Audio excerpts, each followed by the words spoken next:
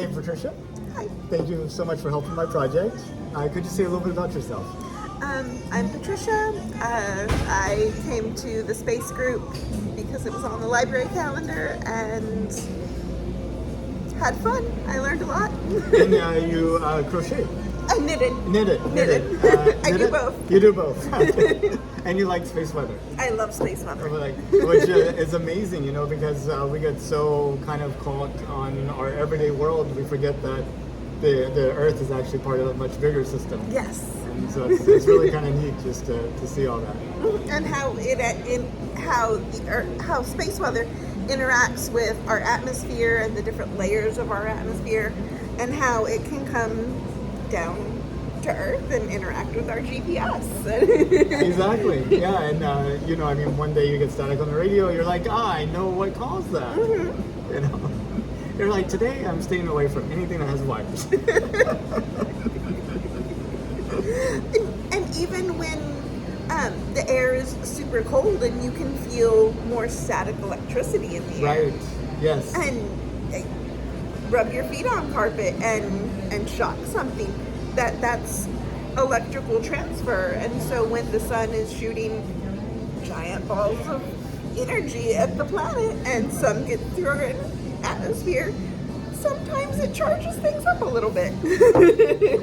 Absolutely. It's interesting. It's like a shooting gallery. Yeah. And sometimes we're lucky that the odds of hitting Earth are like really small, but they're not zero. Exactly. Well, did you know that NASA is planning to send astronauts back to the moon? Yes. And how did you find out about it? I like to read different things. It was just something I saw in articles and magazines and stuff like that. Would you believe that most of the people I go up to, like on the street at PJ's Coffee, where we are now, but I usually go to Starbucks, so don't tell them. They have no clue that we're going back to the moon, that the vast majority of people. Has that been your experience, or do you? I haven't really talked to anyone about it, but I very much believe that. That makes very good sense. What do you think about us going back? Is this something that excites you, or do you have questions, or are you kind of indifferent? It's definitely something that excites me. I've always been a Star Trek fan. Trek over wars, all day, every day. And exploring different planets, finding other Earths. Right. It is exciting. Finding life, even if it's not what we would deem intelligent, is an exciting venture. Scary, based on the history of exploration on Earth, but exciting nonetheless. I just think it's an awesome prospect because the moon is a stepping stone. Yeah, and when I grew up with Star Trek too, and I thought it provided kind of like a really amazing, positive picture of what humanity could evolve into. Mm-hmm.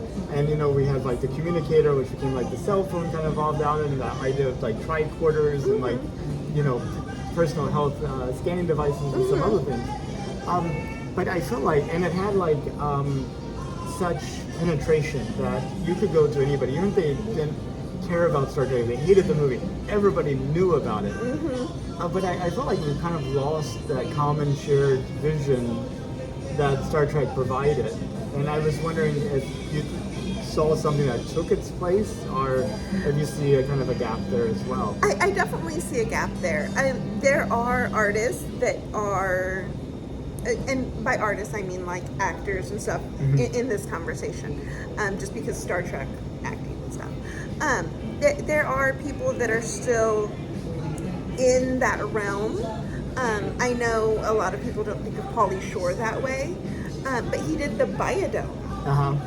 And I got to visit it one time, and it's an amazing place, and it was a precursor to the experiments that they're now doing where people can live on Mars, because it was an experiment with a fully contained environment. Right. And have you been to the Biosphere? Yes. I have too. I loved it. It was like one of my bucket list items. Yes, for me too. And I actually got to talk to Jane Pointer one time. She's, doing space perspectives, which is like this balloon company in Florida that's going to take you up to like 100,000 feet in like a course of an 8-hour trip, and then come down. So that's kind of really neat.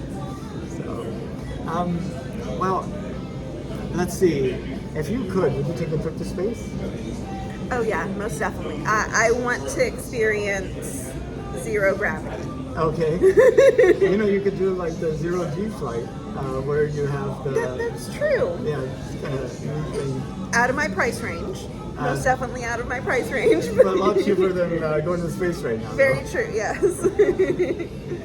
So about this Star Trek future, do you think in 200 years we're still only on the Earth, or do you think we're on the Earth and other planets? In 200 years, it's kind of hard to tell.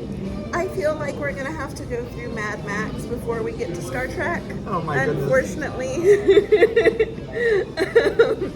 And not maybe in those extremes, but the general vibe.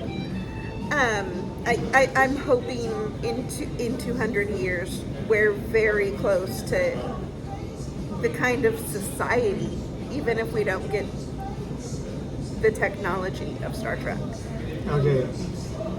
That'd be great. And maybe that society actually begins on Mars and gets back populated to Earth. People are like, that is a little bit better. We should be like those Martians or something. A new population can go and set an example. How to work together collaboratively, and what have you. It's kind of neat. Well, Patricia, I really appreciate your time.